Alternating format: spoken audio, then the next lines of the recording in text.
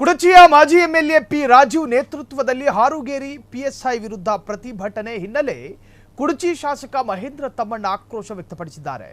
ಕುಡಚಿಯಲ್ಲಿ ಮಾತನಾಡಿದ ಅವರು, ಪಿ ರಾಜೀವ್ ಈ ಹಿಂದೆ ಪೊಲೀಸ್ ಅಧಿಕಾರಿಯಾಗಿ ಕಾರ್ಯನಿರ್ವಹಿಸಿದ್ದಾರೆ. ಪೊಲೀಸ್ ಅಧಿಕಾರಿಯ ಇತಿಮಿತಿಗಳ ಬಗ್ಗೆ ಅವರಿಗೆ ಚೆನ್ನಾಗಿ ಅರಿವಿದೆ. ಹಾರುಗೇರಿ ಪಿಎಸ್ಐ ಅವರಿಂದ ಏನಾದರೂ ಅನ್ಯಾಯವಾಗಿದ್ರೆ ಅದರ ಕುರಿತಂತೆ ಮೇಲಾಧಿಕಾರಿಗಳ ಗಮನಕ್ಕೆ ತಂದು ಅವರ ಮೇಲೆ ಕಾನೂನು ಕ್ರಮವನ್ನು ಜರುಗಿಸಬಹುದಾಗಿತ್ತು. ಆದರೆ ಪಿ ರಾಜೀವ್ ಪೊಲೀಸರ ವಿರುದ್ಧದ ಪ್ರತಿಭಟನೆಗೆ ಸಾರ್ವಜನಿಕರಿಗೆ ಕರೆ ನೀಡಿದ್ರು. ಪ್ರತಿಭಟನೆಯಲ್ಲಿ 100ಕ್ಕಿಂತ ಕಡಿಮೆ ಜನ ಭಾಗಿಯಾಗಿದ್ರು. ಜನ ಸೇರುತ್ತಿಲ್ಲ ಎಂಬ ಕಾರಣಕ್ಕೆ 200 ರೂಪಾಯಿ ಕೊಟ್ಟು ಮಹಿಳೆಯರನ್ನ ಕರೆ ತಂದಿದ್ದಾರೆಂದು ಕುಡಚಿ ಶಾಸಕ ಮಹೇಂದ್ರ ತಮ್ಮಣ್ಣನವರ ಆರೋಪ ವ್ಯಕ್ತವಾಗಿದೆ.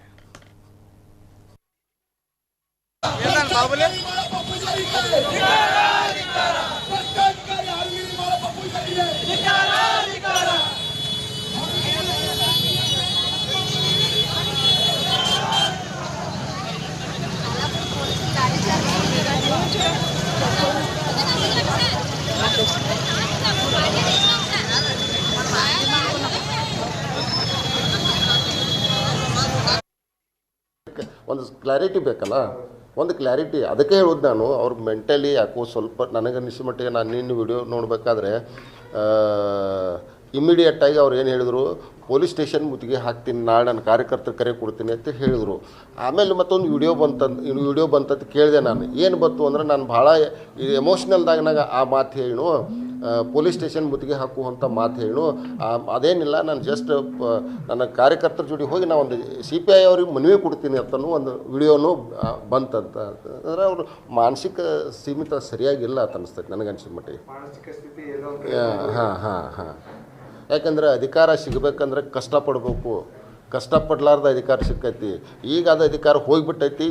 ಈಗ ಸಿಗಬೇಕಂತಂದ್ರೆ ಈಗ ಒಂದು ಸ್ವಲ್ಪ ಪ್ರಾಬ್ಲಮ್ ಆಗತ್ತೈತಿ. ಯಾಕೆ ಪ್ರಾಬ್ಲಮ್ ಆಗತ್ತೈತಿ ಅಂತಂದ್ರೆ ಹಿಂದಿದ್ದು ಇವತ್ತು ನಾನು ನಿಮಗೆ ಮೊದಲನೇ ಫಸ್ಟ್ವಾಗಿ ಹೇಳಿದೆ ನಾನು, ಇವತ್ತು ಅವ್ರಿಗೊಂದು 100 ಜನ ಸೇರಿಸ್ಬೇಕಂದ್ರೂ ಭಾಳ ಪ್ರಾಬ್ಲಮ್ ಇಲ್ಲಿ ಆಗೋದಲ್ಲಿದೆ. ಯಾಕೆ ಆಗೋದಲ್ಲ ಅನ್ನೋದು ನನಗೆ ಗೊತ್ತೈತಿ.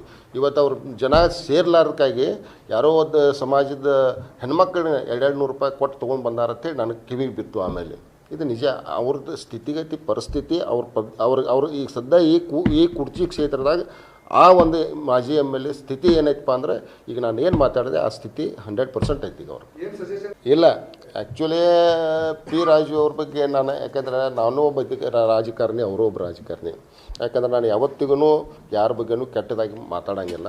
ಬಟ್ ಅವಕಾಶ ಏನು ಮಾಡೋಕ್ಕಾಗಲ್ಲ. ಇಂಥದ್ದು ಯಾಕೆ ಹೇಳಿಕೆ ಕೊಡೋದಕ್ಕೆ ಭಾಳ ಒಳ್ಳೆ ಅಸೆಂಬ್ಲಿ ಒಳಗೂ ಒಳ್ಳೆ ಥರ ಮಾತಾಡ್ತಿದ್ರು. ಯಾಕೋ ಇತ್ತಿತ್ತಲಾಗ ಒಂದು ಸ್ವಲ್ಪ ಬೇರೆ.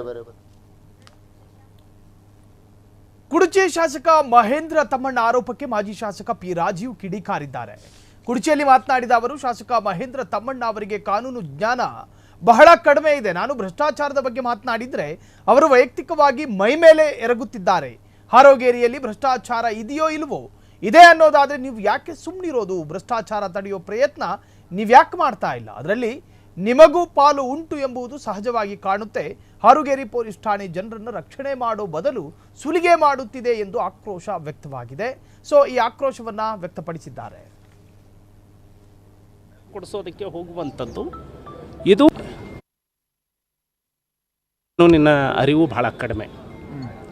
ಅವರಿಗೆ ಯಾವ ರೀತಿ ಮಾತಾಡಬೇಕು, ನಾನು ಪಾಪ ಈ ಭ್ರಷ್ಟಾಚಾರದ ಬಗ್ಗೆ ನಾನು ಪ್ರಶ್ನೆ ಎತ್ತದೆ, ಅವರು ಯಾವುದೋ ವೈಯಕ್ತಿಕ ವಿಷಯಗಳನ್ನು ಹೇಳೋದಕ್ಕೆ ಇದು ಮಾಡಿದರು. ಅಂದರೆ ಭ್ರಷ್ಟಾಚಾರ ಯಾಕಿದೆ, ಶಾಸಕರಿಗೂ ನಾನು ಪ್ರಶ್ನೆ ಮಾಡ್ತಾನೆ, ಪಾಪ ಹೊಸಬರು ಇದ್ದೀರಿ ತಾವು. ಒಂದು, ಈ ಭ್ರಷ್ಟಾಚಾರ ನಡೀತಾ ಇದೆಯೋ ಇಲ್ಲೋ ಜನರಿಗೆ ತಿಳಿಸಿ, ನೀವು ಎಂಡಾರ್ಸ್ ಮಾಡಿ. ಹಾರೋಗೇರಿಯಲ್ಲಿ ನನ್ನ ಭ್ರಷ್ಟಾಚಾರದ ಬಗ್ಗೆ ಪ್ರಶ್ನೆ ಎತ್ತಿದಾಗ ಯಾವುದೋ ಹತಾಶೆ ಭಾವನೆಯಿಂದ ಬೇರೆ ಕತೆ, ಕಾಗೆ ಗುಬ್ಬೆ ಕತೆ ಹೇಳೋದು ಬಿಡಿ. ಹಾರೋಗೇರಿಯಲ್ಲಿ ಭ್ರಷ್ಟಾಚಾರ ಇದೆಯೋ ಇಲ್ವೋ, ಇದ್ದರೆ ನಿಮಗೆ ತಡಿಲಿಕ್ಕೆ ಯಾಕಾಗಿಲ್ಲ, ಅಥವಾ ಇಲ್ಲ ಅಂತ ಹೇಳಿದರೆ ಈಗ ಹಣ ವಸೂಲಿ ಮಾಡಿದಾರಲ್ಲ ಅದಕ್ಕೆ ನಿಮಗೂ ಪಾಲು ಹೋಗಿದೆ ಅಂತ ಜನ ಯೋಚನೆ ಮಾಡ್ತಾರೆ. ಪೊಲೀಸ್ ಠಾಣೆಗಳು ಜನಸಾಮಾನ್ಯರ ರಕ್ಷಣಾ ಕೇಂದ್ರಗಳು ಆಗಬೇಕು ಅನ್ನುವಂಥದ್ದು ಮೂಲ ಪೊಲೀಸ್ ಮ್ಯಾನ್ಯುವಲ್ನ ಉದ್ದೇಶ. ಕಾನೂನನ್ನು ಬಳಸಿಕೊಂಡು ಲಂಚವನ್ನು ವಸೂಲಿ ಮಾಡುವಂಥದ್ದು ಇದೆಯಲ್ಲ, FIR ಆಗಿದೆ ಅಂತ ಹೇಳಿ ಸುಳ್ಳು FIR ಆಗಿದೆ ಅಂತ ಗೊತ್ತಾದ ಮೇಲೂ, ಈತ ನಿರಪರಾಧಿ ಇದ್ದಾನೆ ಅಂತ ಗೊತ್ತಾದ ಮೇಲೂ ಲಂಚಕ್ಕಾಗಿ ಅವನಿಗೆ ನಿನ್ನನ್ನು ಅರೆಸ್ಟ್ ಮಾಡ್ತೀನಿ, ನಿನ್ನ ಮನೆಗೆ ಪೊಲೀಸನ್ನು ಕಳಿಸ್ತೀನಿ, ನೀನು ಬಂದು ಭೇಟಿಯಾಗು ಅಂತ ಹೇಳುವಂಥದ್ದು, ಕಾನೂನಾತ್ಮಕವಾಗಿ ಬೇಲ್ ಆದ ಮೇಲೆ 2 ಲಕ್ಷ ಕೊಡು ಅಂತ ಹೇಳಿ ಲಂಚಕ್ಕೆ ಡಿಮಾಂಡ್ ಇಡುವಂಥದ್ದು, ಸಿವಿಲ್ ಮ್ಯಾಟರ್ನಲ್ಲಿ ಪೊಲೀಸರಿಗೆ ಅಧಿಕಾರವೇ ಇಲ್ಲ. ಆ ಸಿವಿಲ್ ಮ್ಯಾಟರ್ನಲ್ಲಿ ಇವರು ಬೇರೆಯವರಿಗೆ ಪೊಸೆಷನ್ ಕೊಡಿಸೋದಕ್ಕೆ ಹೋಗುವಂಥದ್ದು, ಇದು ಇತ್ತೀಚಿನ ದಿನಗಳಲ್ಲಿ ಮಿತಿ ಮೀರಿ ಹೋಗಿದೆ. ಇದರ ಬಗ್ಗೆ ಇವತ್ತು ಹೋರಾಟವನ್ನು ಮಾಡಿದ್ದೇವೆ. ಸೂಕ್ತ ತನಿಖೆಯನ್ನು ಕೈಗೊಳ್ತವೆ, ನಿಮ್ಮ ಹತ್ರ ಇರುವಂತಹ ಸಾಕ್ಷ್ಯಗಳನ್ನು ಕೊಡಿ ಅಂತ ಹೇಳಿದ್ದಾರೆ. ನಾವು ಎಲ್ಲವನ್ನು ಸಾಕ್ಷ್ಯಾಧಾರವನ್ನು ಕೊಟ್ಟಿದ್ದೇವೆ. ಪೊಲೀಸ್ ಇಲಾಖೆಯಲ್ಲಿ ವ್ಯವಸ್ಥೆ ಹೇಗಿರುತ್ತೆ ಅಂದರೆ, ಕೆಳಗಿನವನು ತಪ್ಪು ಮಾಡಿದರೆ ಮೇಲಿನ ವರಿಷ್ಠಾಧಿಕಾರಿಗಳು ಪ್ರಾಮಾಣಿಕವಾಗಿದ್ದರೆ ಕೆಳಗಿನವನು ಹೆದರ್ತಾನೆ. ಸೊ ಜನಸಾಮಾನ್ಯರು ಈಗ ನಿರ್ಧಾರ ಮಾಡ್ತಾರೆ. ಈತ ಭ್ರಷ್ಟ ಅನ್ನೋದು ಜನರ ಮನಸ್ಸಿಗೆ ಗೊತ್ತಿದೆ, ಜನರು ಅನುಭವಿಸ್ತಿದ್ದಾರೆ. ಇದು ವರಿಷ್ಠ ಅಧಿಕಾರಿಗಳ ಮನಸ್ಸಿಗೆ ಬರಲಿಲ್ಲ ಅಂದರೆ ಒಂದು ಪ್ರಾಮಾಣಿಕ ತನಿಖೆ ಆಗಿರಲಿಕ್ಕಿಲ್ಲ, ಅಥವಾ ನಾವು ಹೇಳೋದು ಸುಳ್ಳಿರಬೇಕು, ಇಲ್ಲ ಇವ್ರ ರಕ್ಷಣೆ ಇಡಬೇಕು ಅವ್ರಿಗೆ. ಇದನ್ನು ಈ ಜನಸಾಮಾನ್ಯರು ತೀರ್ಮಾನ ಮಾಡ್ತಾರೆ. ಪೊಲೀಸ್ ಕರ್ನಾಟಕ ಪಶುವೈದ್ಯಕೀಯ ಮತ್ತು ಪಶು ಹಾಗೂ ಮೀನುಗಾರಿಕೆ ವಿಶ್ವವಿದ್ಯಾಲಯಕ್ಕೆ 51 ಜನ ನಕಲಿ ಉದ್ಯೋಗಿಗಳನ್ನು ನೇಮಕ ಮಾಡಿ ಆದೇಶ ಮಾಡಿರುವ ಘಟನೆ ಬೀದರ್ನಲ್ಲಿ ನಡೆದಿದೆ. ಅಧಿಕಾರಿಗಳ ಸಹಿ ಫೋರ್ಜರಿ ಮಾಡಿ ಆದೇಶವನ್ನು ನೀಡಿದ ಪ್ರತಿ ಜಾಲತಾಣದಲ್ಲಿ ಸಖತ್ ವೈರಲ್ ಆಗಿದೆ. ಇತ್ತೀಚೆಗೆ ಕೆಲವು ವ್ಯಕ್ತಿಗಳು ವಿಶ್ವವಿದ್ಯಾಲಯದ ಹೆಸರಿನಲ್ಲಿ ಭಾರೀ ಹಣ ಪಡೆದು ಗುತ್ತಿಗೆ ಆಧಾರದ ಮೇಲೆ ಉದ್ಯೋಗ ನೀಡುವುದಾಗಿ ಹೇಳಿ ನಕಲಿ ನೇಮಕಾತಿ ಆದೇಶ ಪ್ರತಿಗಳನ್ನು ಅಧಿಕಾರಿಗಳ ಫೋರ್ಜರಿ ಸಹಿ ಮಾಡಿರುವುದನ್ನು ವಿವಿ ಗಮನಕ್ಕೆ ತಂದಿದ್ದರು. ಈ ಹಿನ್ನೆಲೆ ವಿವಿ ಸ್ಪಷ್ಟನೆ ನೀಡಿದ್ದು, ಪ್ರಸ್ತುತ ವಿವಿಯಲ್ಲಿ ಯಾವುದೇ ರೀತಿಯ ನೇಮಕಾತಿ ಪ್ರಕ್ರಿಯೆ ನಡೆಯುತ್ತಿಲ್ಲ. ಉದ್ಯೋಗ ಭರವಸೆ ನೀಡುವುದಾಗಿ ಹೇಳಿ ಸುಳ್ಳು ಭರವಸೆಯನ್ನು ನೀಡಿ ಭಾರೀ ಹಣವನ್ನು ಪಡೆಯುತ್ತಿರುವವರು ನಕಲಿ ಆದೇಶ ಪತ್ರ ನೀಡುತ್ತಿದ್ದು, ಅದಕ್ಕೂ ವಿವಿಗೂ ಯಾವುದೇ ಸಂಬಂಧವಿಲ್ಲ ಎಂದು ಸ್ಪಷ್ಟಪಡಿಸಿದೆ. ಪ್ರೊಫೆಸರ್ ಪಿ ಟಿ ರಮೇಶ್ ಅಂತ, ನಾನು ಬೀದರ್ನ ಪಶುವೈದ್ಯಕೀಯ ವಿಶ್ವವಿದ್ಯಾಲಯದ ಕುಲಸಚಿವ. ಇತ್ತೀಚಿನ ದಿನಗಳಲ್ಲಿ ಕೆಲವು ಮಂದಿಗಳು ಅಥವಾ ಕೆಲವು ಶಕ್ತಿಗಳು ವಿಶ್ವವಿದ್ಯಾಲಯದ ಘನತೆ ಮತ್ತು ಗೌರವಕ್ಕೆ ಕುಂದು ತರಲು ಪ್ರಯತ್ನಿಸ್ತಾ ಇದ್ದಾರೆ. ಹಾಗೂ ವಿಶ್ವವಿದ್ಯಾಲಯದಲ್ಲಿ ಕುಲಸಚಿವರಾದ ನನ್ನ ಸಹಿಯನ್ನು ಫೋರ್ಜರಿ ಮಾಡಿ ಇಲ್ಲಿನ ಈ ಭಾಗದ ಜನತೆಗೆ ಮೋಸ ಮಾಡ್ತಿದ್ದಾರೆ. ಆದ್ದರಿಂದ ಈ ಭಾಗದ ಜನತೆಗೆ ನನ್ನಲ್ಲಿ ಮನವಿ ಏನಂದರೆ, ಕಳಕಳಿಯ ಮನವಿ ಅಂದರೆ, ದಯವಿಟ್ಟು ನಮ್ಮ ವಿಶ್ವವಿದ್ಯಾಲಯದಲ್ಲಿ ಇವತ್ತಿನ ದಿವಸ ಅಥವಾ ಇನ್ನೊಂದು 1-2 ತಿಂಗಳ ಒಳಗೆ ನಾವು ಯಾವುದೇ ರೀತಿ ನೇಮಕಾತಿಗಳನ್ನು ಮಾಡಿಕೊಳ್ತಾ ಇಲ್ಲ. ಹಾಗೂ ಕಾಯಂ ಆಗಲಿ ಗುತ್ತಿಗೆ ನೌಕರರುಗಳಿಗೆ ನಾವು ಯಾವುದೇ ಒಂದು ಆದೇಶವನ್ನು ಕೊಡುತ್ತಾ ಇಲ್ಲ. ಆದಾಗ್ಯೂ ತಮ್ಮಲ್ಲಿ ಏನಾದರೂ ಅನುಮಾನ ಇದ್ದರೆ ದಯವಿಟ್ಟು ನಮ್ಮ ಕುಲಸಚಿವರ ಕಚೇರಿಗೆ ಬಂದು ತಾವು ಸ್ವಯಂವಾಗಿ ವಿಮರ್ಶೆ ಮಾಡಿ ಅದನ್ನು ವೆರಿಫೈ ಮಾಡಿ ತಮಗೆ ಕೆಲಸದ ಬಗ್ಗೆ ಅಥವಾ ಇನ್ನಿತರ ಮಾಹಿತಿಗಾಗಿ ತಾವು ಇಲ್ಲಿ ಬಂದು ಭೇಟಿ ಕೊಟ್ಟು ತಾವೇ ಅದನ್ನು ತಮ್ಮ ಅನುಮಾನವನ್ನು ಪರಿಹರಿಸಿಕೊಂಡು ಮುಂದುವರಿಬೇಕಾಗಿ ತಮ್ಮಲ್ಲಿ ಕಳಕಳಿಯ ಮನವಿ. ಈ ಒಂದು ಕಾರ್ಯದಿಂದ ನಮ್ಮ ವಿಶ್ವವಿದ್ಯಾಲಯದ ಘನತೆ ಹಾಗೂ ಈ ಬೀದರ್ ಭಾಗದ ಜನತೆಗೆ ಆಗಬಹುದಾದ ನಷ್ಟ ಹಾಗೂ ಘನ ಸರ್ಕಾರಕ್ಕೆ ಆಗ್ತಕ್ಕಂಥ ಒಂದು ಕೆಟ್ಟ ಹೆಸರು ಬರ್ತಕ್ಕಂಥ ಒಂದು ಪರಿಸ್ಥಿತಿಯನ್ನು ತಪ್ಪಿಸಲು ನಾನು ನೀವು ಎಲ್ಲರೂ ಸೇರಿ ಕೈ ಜೋಡಿಸಬೇಕಾಗಿ ತಮ್ಮಲ್ಲಿ ಸವಿನಯ ಪ್ರಾರ್ಥನೆ.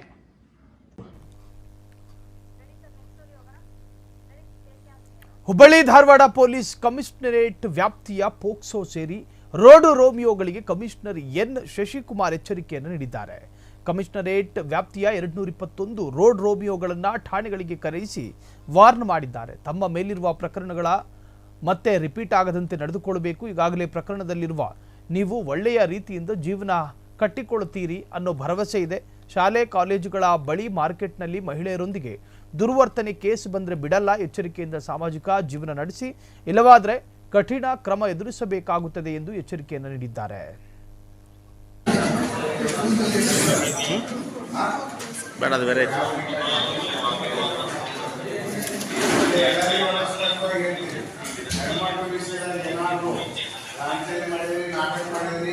100% ಮುಟ್ಟುವಂತ ಏರಿ ಹಾಕೋದು ನಾವು ಕರೆಕ್ಟ್ ಆಗಿರ್ಬೇಕು. ನಿಮ್ಮ ಮನೆ ಹೆಣ್ಮಕ್ಳೆಲ್ಲ ಯಾವ ರೀತಿ ನಿಮ್ಮ ಮನೆಗೆ ಹೆಣ್ಮಕ್ಳು ತಿಳ್ಕೊತಿಲ್ಲ ಅವ್ರಿಗೆ ನಿಮ್ಮ ಮನೆ ತೊಂದರೆ ಆಗುತ್ತೆ, ರೋಷ ವಿರಾಳ ಎಲ್ಲ ಬರ್ತೈತಲ್ಲ, ಅದೇ ರೀತಿಯಾಗಿ ಬೇರೆ ಹೆಣ್ಮಕ್ಳಿಗೆ ತೊಂದರೆ ಆಗುತ್ತೆ, ಅದೇ ರೀತಿ ನಡ್ಕೊತಿರ್ಬೇಕು. ಹೇಳ್ತಿ ಇನ್ನೊಂದ್ಸಲ ಏನಾದ್ರು ಗಾಂಧಿ ಮಾಡಿದ್ರೆ ಹೆಣ್ಮಕ್ಳು ಯುಟಿಲಿಟಿ ಮಾಡಿದ್ರೆ ತೊಂದರೆ ಪಟ್ಟೆ ಅವ್ರಿಗೆ ಏನಾದ್ರು ಕಾಣಿಸಿದೆ ರಾತ್ರಿ ಹೂವು ಏನೇ ಮಾಡಿದ್ರಿ ಮನೆ ಎಲ್ಲ ಏನೇ ಮಾಡಿದ್ರಿ ಮೊಬೈಲ್ ಮೆಸೇಜ್ ಬಂದಿದ್ರಿ ಅವೆಲ್ಲ ಆದರೆ 100% ಹೇಗೆ ಹೋಗ್ತೀರಿ ತೊಂದರೆ ಆಗ್ತದೆ. ಹೇಗಿದ್ದಿಲ್ಲ ಜೋರಾಗಿ ಹೇಗಿದ್ದೀರಾ ಮಿಡಲ್ ಸರ್ ಮಿಡಲ್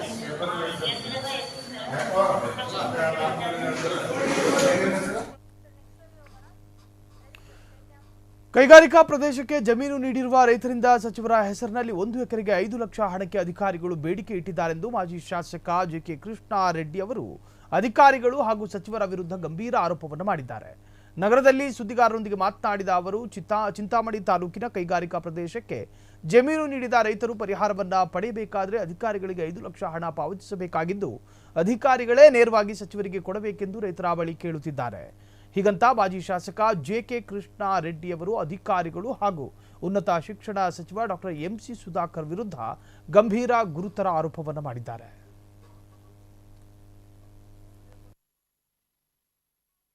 ಯಾರಾದರೂ ಮಾಡ್ತಾರ ಏನು ಹೇಗೆ ಕೇಳೋದು ನೇರವಾಗಿ ಇವರೇ ಕೇಳ್ತಾರೆ, ಅಧಿಕಾರಿನೇ ಕೇಳಿದ್ದಾರೆ. ಹಾಗಾಗಿ ನಾನು ಇವತ್ತು ವಿನಂತಿ ಮಾಡ್ತಕ್ಕಂಥದ್ದು ನಮ್ಮ ಆ ಭಾಗದಲ್ಲಿರ್ತಕ್ಕಂಥ ಬಡಗವಾರಹಳ್ಳಿ ಇರ್ಬೋದು, ಕೃಷ್ಣರಾಜಪುರ ಇರ್ಬೋದು, ಕಾಗ್ತಿ ಇರ್ಬೋದು, ಮ್ಯಾಕಲ್ಸೊಣ್ಣೆನಹಳ್ಳಿ ಇರ್ಬೋದು, ಆ ಭಾಗದಲ್ಲಿರ್ತಕ್ಕಂಥ ಎಲ್ಲ ರೈತರಿಗೂ ಕೂಡ ನಾನು ಕೈ ಮುಗಿದು ವಿನಂತಿ ಮಾಡ್ತೇನೆ, ನೀವು 1 ರೂಪಾಯಿ ಕಮಿಷನ್ ಯಾರಿಗೂ ಕೊಡಬಾರ್ದು. ನಿಮಗೆ ಬರಬೇಕಾಗಿರ್ತಕ್ಕಂಥ ಹಣ ಏನಾದರೂ ವಿಳಂಬ ಮಾಡಿದ್ರೆ ನಾವು ಹೋರಾಟ ಮಾಡ್ತೇವೆ. ನಾವು ಆ ರೈತರ ಪರವಾಗಿ ನಾವು ಹೋರಾಟ ಮಾಡ್ತೇವೆ. ಆ ರೈತರಿಗೆ ವಿನಂತಿ ಮಾಡ್ತೇನೆ, 1 ಬಿಡಿಗಾಸು ಕೂಡ ನೀವು ಕೊಡಬಾರ್ದು. ಯಾಕಂದರೆ ಈ ಪುಕ್ಕಟ್ಟೆ ಕೊಡ್ತಾ ಇಲ್ಲ ರೈತರು. ಇವತ್ತು ಅಲ್ಲಿ ಇಂಡಸ್ಟ್ರಿ ಆಗಲಿ ಉದ್ಯೋಗಗಳು ಸಿಕ್ಕಲಿ ಅಂತ ಹೇಳಿಬಿಟ್ಟು ಪಾಪ ರೈತರು ಸ್ವಇಚ್ಛೆಯಿಂದ ನಾವು ಜಮೀನು ಕೊಡ್ತೀವಿ ಅಂತ ಹೇಳಿದಾಗ ಅವ್ರು ಗೌರವವಾಗಿ ಅವರು ಸಂದಾಯ ಮಾಡಬೇಕು. ಈಗ ಮೊನ್ನೆ ಯಾರಿಗೆ 12 ಕೋಟಿನ ಇಷ್ಟು ಕೊಟ್ಟರಲ್ಲ, ಅದರಲ್ಲಿ ಕೂಡ ಕೇಳಿದ್ದಾರೆ, 5% ಕೊಡಬೇಕಂತೆ. ಒಬ್ಬರು ನನಗೆ ಮಾಹಿತಿ ಕೊಟ್ಟಿದ್ದಾರೆ 5% ಕೇಳ್ತಾ ಇದ್ದಾರೆ ಅಂತ. ಹಾಗಾಗಿ ಇದು ಒಳ್ಳೆಯದಲ್ಲ. ಆ ರೈತರನ್ನ ಯಾವಾಗಲೂ ಕೂಡ, ಯಾಕಂದರೆ ರೈತರ ಬಗ್ಗೆ ಭಾಳ ಬೆಣ್ಣೆ ಮಾತುಗಳನ್ನು ಹೇಳ್ತಿರಲ್ಲ ನೀವು, ಇವತ್ತು ನೀವು ಅಧಿಕಾರಿಗಳಿಗೆ ಸೂಚನೆ ಕೊಡಬೇಕು, 1 ರೂಪಾಯಿ ರೈತರ ಹತ್ರ ವಸೂಲಿ ಮಾಡಬಾರ್ದು ಅನ್ನುವಂಥ ಸೂಚನೆಯನ್ನು ಕೊಡಬೇಕು. ಯಾಕಂದರೆ ಆಕೆ ಹೇಳಿರೋದು, ಆ ಅಧಿಕಾರಿ ಹೇಳಿರ್ತಕ್ಕಂಥದ್ದು 5 ಲಕ್ಷ ನಾವು ಕೊಡಲೇಬೇಕು, ನಾವೇನು ಮಾಡೋಕ್ಕಾಗೋದಿಲ್ಲ ಅಂತ. ಹಾಗಾಗಿ ನಾನು ರೈತರಿಗೆ ಮತ್ತೊಮ್ಮೆ ಏನು ವಿನಂತಿ ಮಾಡ್ತೇನೆ, 1 ಬಿಡಿಗಾಸು ಕೂಡ ಯಾರಿಗೂ ಕೂಡ ಕಮಿಷನ್ ಕೊಡಬಾರ್ದು. ನಿಮ್ಮದೇನಾದರೂ ವಿಳಂಬ ಆದರೆ ನಮ್ಮ ಗಮನಕ್ಕೆ ತನ್ನಿ, ಖಂಡಿತ ನಾವು ಹೋರಾಟ ಮಾಡ್ತೇವೆ.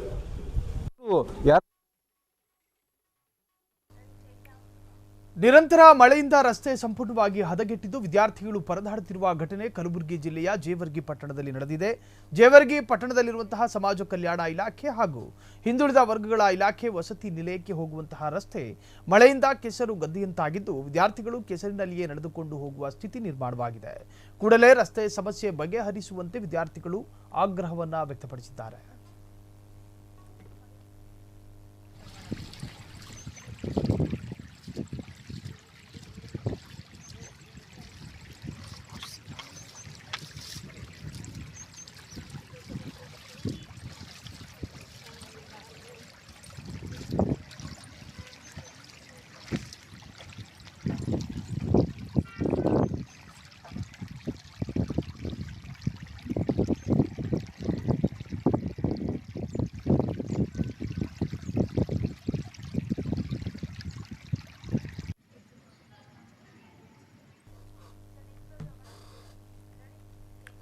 ಮಹಾರಾಷ್ಟ್ರದಲ್ಲಿ ವರ್ಣನ ಆರ್ಭಟ ಜೋರಾಗಿದ್ದು ಉತ್ತರ ಕರ್ನಾಟಕ ಭಾಗದಲ್ಲಿ ಪ್ರವಾಹದ ಪರಿಸ್ಥಿತಿ ನಿರ್ಮಾಣವಾಗಿದೆ.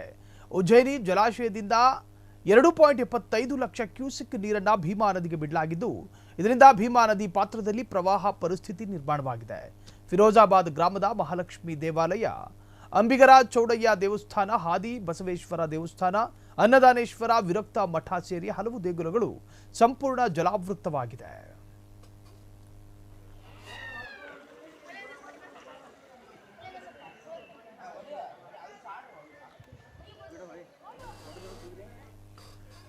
ರಸ್ತೆಗುಂಡಿಯಲ್ಲಿ ಬೈಕ್ ಬಿದ್ದು ವಾಹನ ಸವಾರ ಗಾಯಗೊಂಡಿರುವ ಘಟನೆ ಯಾದಗಿರಿ ಜಿಲ್ಲೆಯ ಶಹಾಪುರ ತಾಲೂಕಿನ ಹತ್ತಿಗೂಡರ ರಸ್ತೆಯಲ್ಲಿ ನಡೆದಿದ್ದು, ರಾತ್ರಿ ವೇಳೆ ಬೈಕ್ನಲ್ಲಿ ಹೋಗುತ್ತಿದ್ದ ವೇಳೆ ಹೊಂಡದಲ್ಲಿ ಬೈಕ್ ಸಿಕ್ಕಿ ಬಿದ್ದಿದ್ದು ಗಾಯಗೊಂಡಿದ್ದಾನೆ. ಅದೃಷ್ಟವಶಾತ್ ಬೈಕ್ ಸವಾರ ಪ್ರಾಣಾಪಾಯದಿಂದ ಪಾರಾಗಿದ್ದು, ಈ ಘಟನೆಯಿಂದ ಬೇಸರಗೊಂಡ ಯುವಕ ನಾಯಕರಾದ ಚಂದ್ರಕಾಂತ್ ಆರೋಬೋಳ ತಮ್ಮ ಸ್ವಂತ ಖರ್ಚಿನಲ್ಲಿ ಟ್ರ್ಯಾಕ್ಟರ್ ಮೂಲಕ ಮರಳು ಹಾಕಿ ರಸ್ತೆ ಗುಂಡಿಗಳನ್ನು ಮುಚ್ಚುವ ಮೂಲಕ ಮಾನವೀಯತೆಯನ್ನು ಮೆರೆದಿದ್ದಾರೆ.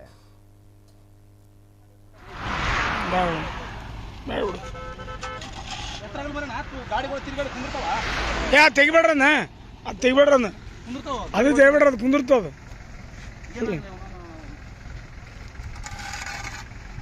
ಅಲ್ಲಿ ಇನ್ನೂ ಸ್ವಲ್ಪ ಹಾಕ್ರಿ ರೈಟ್.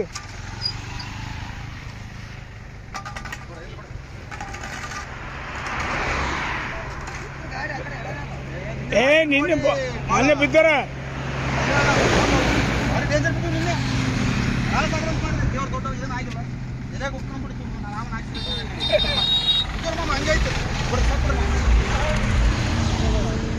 ಕ್ಷಣ ಕ್ಷಣದ ಸುದ್ದಿಗಳಿಗಾಗಿ ಫ್ರೀಡಂ ಟಿವಿ ಸಬ್ಸ್ಕ್ರೈಬ್ ಮಾಡಿ, ಲೈಕ್ ಮಾಡಿ ಹಾಗೂ ಫಾಲೋ ಮಾಡಿ. ಹೊಸ ಸುದ್ದಿಗಳ ನೋಟಿಫಿಕೇಶನ್ಗಾಗಿ ಬೆಲ್ ಐಕಾನ್ ಮೇಲೆ ಕ್ಲಿಕ್ ಮಾಡಿ.